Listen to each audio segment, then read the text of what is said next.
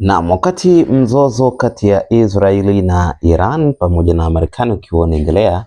jana kulikuwa na mkutano ambao ulifanyika kule Pakistani, ambapo viongozi wa juu kabisa kutoka mataifa mawili ya Iran pamoja na Marekani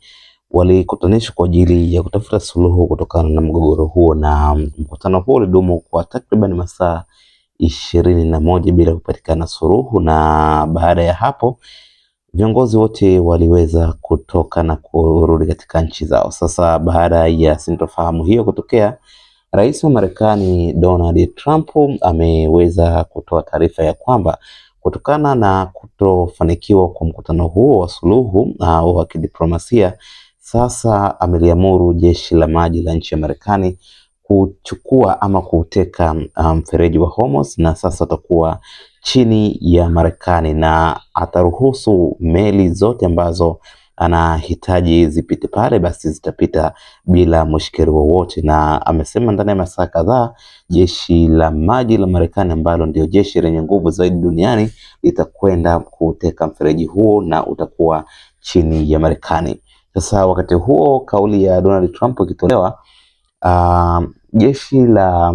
nchi ya Iran IRGC imeweza kwamba kwa sasa mfereji huo upo huru na umefunguliwa rasmi kwa meli zote zinaruhusiwa kupita, isipokuwa tu kwa meli za kijeshi ambazo zitasogelea katika mfereji huo, basi utakumbana na wimbi la mashambulizi mazito sana, kwa sababu wameufungua kwa ajili ya kupitisha meli zile ambazo zimekuwa zikipita hapo kwa ajili ya kupeleka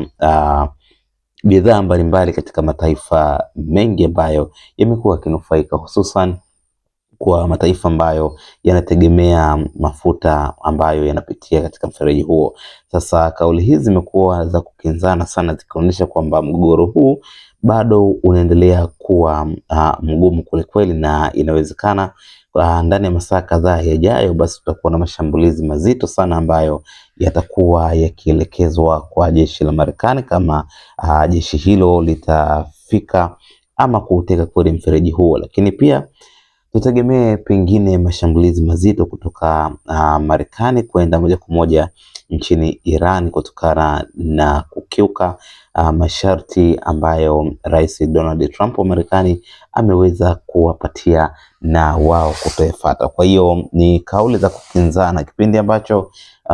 Marekani ilikuwa ikihitaji mfereji huo ufunguliwe,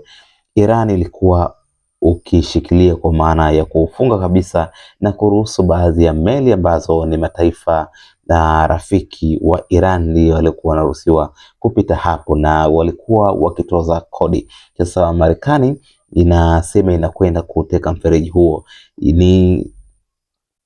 kitu ambacho kitawezekana kwa sababu mara ya kwanza kauli ya Donald Trump alieleza kwamba meli zote za mafuta na meli zingine ambazo zinahitaji kupita katika mfereji huo na zikazuiliwa na Iran zitasindikizwa na jeshi la Marekani, lakini hatukuona hivyo. Sasa amerejea tena kauli yake na kusema kwamba jeshi la Marekani linaenda kuiteka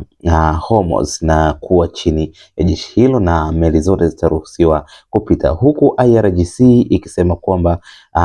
meli za kijeshi hazitaruhusiwa kusogelea hapo, na zikisogelea basi zitakumbana na wimbi zito la mashambulizi. Nini unafikiri kinakwenda kutokea katika mgogoro huu ambao unaendelea, mgogoro ambao unakwenda kuathiri dunia kwa namna moja ama nyingine katika nyanja mzima ya kiuchumi? Tuko hapa, hakikisha tu umebonyeza neno subscribe chini ya video hii, kisha bonyeza alama ya kengele ili usipitwe na matukio kama haya ambayo tumekuwa kuwekea hapa kila wakati, kuhakikisha kwamba unapata dondoo zote za matukio mbalimbali ya burudani, michezo pamoja na masuala mazima ya kiuchumi ambayo yanaendelea duniani kote. Subscribe, kulike na comment.